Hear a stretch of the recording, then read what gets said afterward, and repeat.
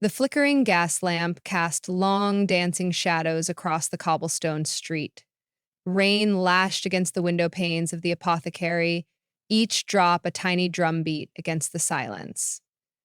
Inside, Dr. Alistair Finch meticulously ground herbs, his brow furrowed in concentration. A low groan echoed from the back room, where his patient, Lady Eleanor Vane, lay stricken with a fever. Oh, no, no, Alistair glanced at the clock. Midnight. The fever had raged for days, defying his best efforts. Lady Eleanor, once the vibrant heart of the social scene, now lay pale and gaunt, her breathing shallow. Despair gnawed at him. He had sworn an oath to heal, yet this illness seemed to mock his vows. Life before healing had seemed so possible, and now life seemed so dark. A sudden gust of wind howled, rattling the windows. Alistair jumped, startled. He extinguished the lamp, plunging the room into darkness. A figure materialized in the doorway, shrouded in the gloom. "Can I help you?" Alistair demanded, his hand instinctively reaching for the hidden dagger beneath his coat. The figure stepped closer, its voice a chilling whisper. "I have what you seek, Doctor." Alistair's breath hitched. "What do you mean?" There was a breath hitched. What do you mean?" "The cure," the figure hissed, "but it comes at a price." Intrigue warred with fear in Alistair's mind. He had exhausted all known remedies. Was this a miracle? Or a deadly trap? The figure leaned closer, its eyes gleaming in the faint moonlight.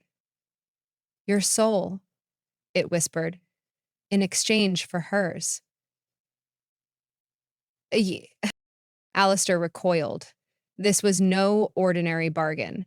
This was a pact with the devil himself. He looked at Lady Eleanor, her face etched with pain. Could he truly sacrifice his own soul to save her? The clock ticked, each second a hammer blow against his conscience. Time was running out. The figure extended a skeletal hand, a single luminous eye gleaming in the darkness. "Choose wisely, Doctor. Her life hangs in the balance." Alistair stared at the outstretched hand, his heart pounding like a trapped bird. The fate of two souls rested on his decision. Alistair's gaze flickered to Lady Eleanor. He saw not just a patient, but a friend. A vibrant soul trapped within a frail body. He remembered her laughter, her kindness, the way her eyes sparkled when she spoke of her passion for art. Could he condemn her to an eternity of darkness? With a trembling hand, Alistair reached out and grasped the figure's skeletal hand. "I accept," he whispered. His voice, jolt like a bolt of icy lightning, surged through him. The world swam before his eyes, then dissolved into a swirling vortex of colors. When he regained consciousness, he found himself back in the apothecary. The figure vanished without a trace. Lady Eleanor's breathing had steadied, a faint color returning to her cheeks. "Ah! Oh, gross. Cut yourself off," replaced Eleanor. My God.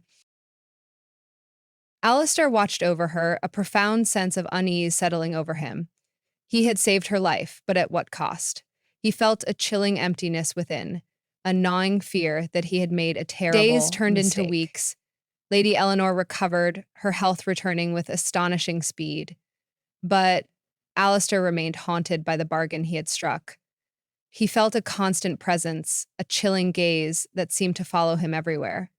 His sleep was plagued by nightmares, visions of swirling shadows and whispering voices.